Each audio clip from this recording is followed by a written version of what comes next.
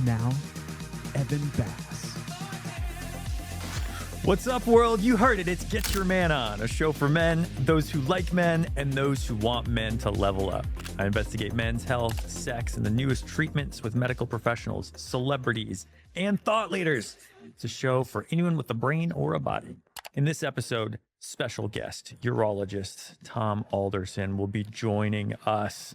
He's going to be talking about the history of erectile dysfunction treatments, where it came from, and we'll be talking about ED stuff, some low T stuff. We're going to maybe hear some crazy stories. We've talked about ED on this program a few times before. I'm really, really excited to introduce you to our next guest. This guy, I've been working with him for several years now. I think 5 or 6 years. He is been just so incredible in our clinics and with our patients. This man is, really taking care of the people that he has treated, and patients love him. Staff that works with him absolutely adores him. He's seen a lot. He's done a lot. And I'd like to just go ahead and welcome Dr. Tom Alderson. Thank you so much for being here, Doc. Thank you for inviting me. Yeah, it had to be done. This guy's out here treating patients all over the place, all over the country.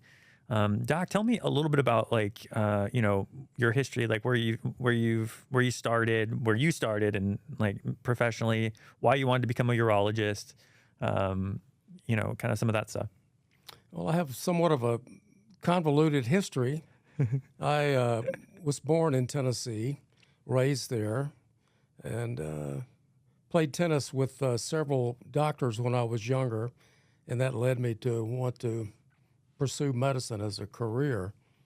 So after college and playing football at Tennessee Tech, I decided to concentrate on my studies more than athletics, because I knew I couldn't run the 100 in less than 10 seconds flat, and I couldn't bench press over 300 pounds. So I figured I had to look for another line of work. Yeah, that makes two of us, Doc. So I decided on medicine, and so I went to medical school and graduated, and went to several places to interview, and finally located in Louisiana, southwest Louisiana, over in the corner of the state, and practiced there for 30 years. Wow.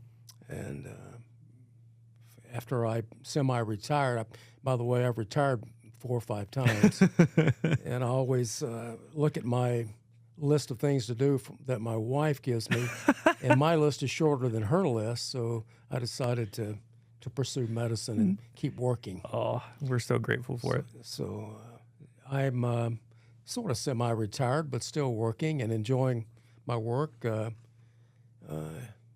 helping men achieve a better quality of life and erections. So it's been somewhat of a challenge for me. Yeah, that's super fun. I know you travel a lot. If you can catch him in, if you go to getyourmanon.com, you can see a list of the clinics. He's in a lot of the Alabama and Tennessee clinics. He travels around quite a bit. So do you enjoy that traveling? Do you love traveling around all the? I like some of the places better than others. And, Alabama seems to be the main place that I have visited. Yeah. And the people are nice. Some places are better than others. Yeah, maybe it's accommodations. It's just the hotel. I know. I'm sorry. Maybe it's the food too. As I get closer to the coast, the seafood gets better. So I enjoy whatever clinic I'm in. It's fun. Yeah, our patients love you. Our staff loves you. They love it when you show up. It's really, really awesome. And then we got a urologist, which, I started these clinics, and the first one started in 2012, and that was a big deal for me. This is a subspecialty of urology, and making sure that there's a urologist and working this and doing this stuff. And so it's always it's an honor to work alongside you, and be doing this stuff, because it's a different back in the day. We're going to talk about some of the history of ED and what you used to do, like how you kind of got into treating ED, but there just wasn't clinics that were specializing in ED and low T, for I guess when I don't know when the first one started. Maybe it was in the 90s sometime, but and maybe we can just kind of when did the first when did you start like hearing about erectile dysfunction as like a treatment problem? When I first graduated from my residency, which was at William Beaumont Hospital up in Detroit, Michigan, ED was part of the program, but it wasn't specialized like it is now. Nowadays, there are andrology programs. Infertility, andrology usually is paired together. That men, that's all they study. They can do a fellowship, do a residency in urology, they then do a fellowship in andrology and infertility, which really puts the emphasis on men's ED. And women have a similar program. They can do hypoactive sexual dysfunction treatments, and so some of the programs even combine men and women programs together, where you can do a dual sort of a program. You study both men and women's female and male dysfunction. That's cool. Are there urologists that do that treat both? Like, surely. Yeah. There are clinics that do both of them, and sometimes they have more than one doctor that works in there. They'll have a gynecologist that'll work with a urologist, and sometimes a person who's been trained in both gynecology and urology can actually do both of them by himself. So it's I guess I would save on some of the time and expense of it. Yeah. What made you pick urology? Oh, well, I anticipated being a general surgeon, and then when my program closed in Birmingham, I was told that I had to do an extra year of general surgery, which would have put me at 5 years of general surgery. And I initially wanted to be a cardiovascular surgeon, and that would have been another 2 years. So my wife told me that I needed to get a job. So I need to get out of the graduating program and studying and go to work. So that's when I decided on urology.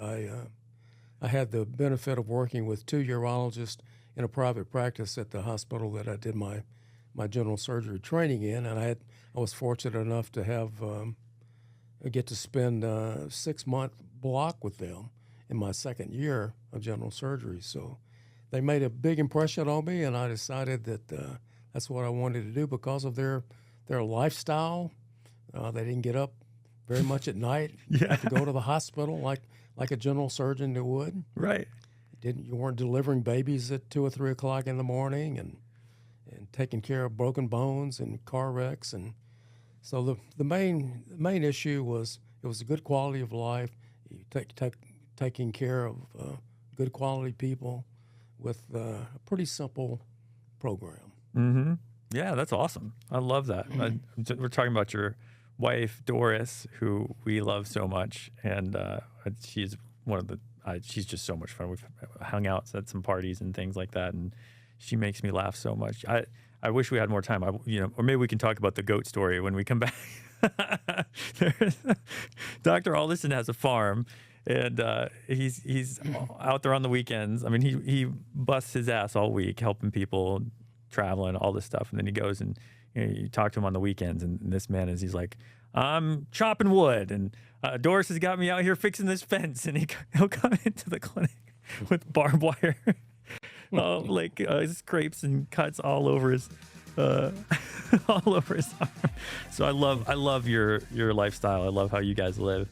Let's talk about the goat story when we come. The goat story is one of my favorite stories. I always make you tell it. You have to hear this story. It's incredible. When we come back, we're going to talk more with Dr. Alderson about the history of erectile dysfunction. Coming up, goats, erectile dysfunction, Dr. Alderson.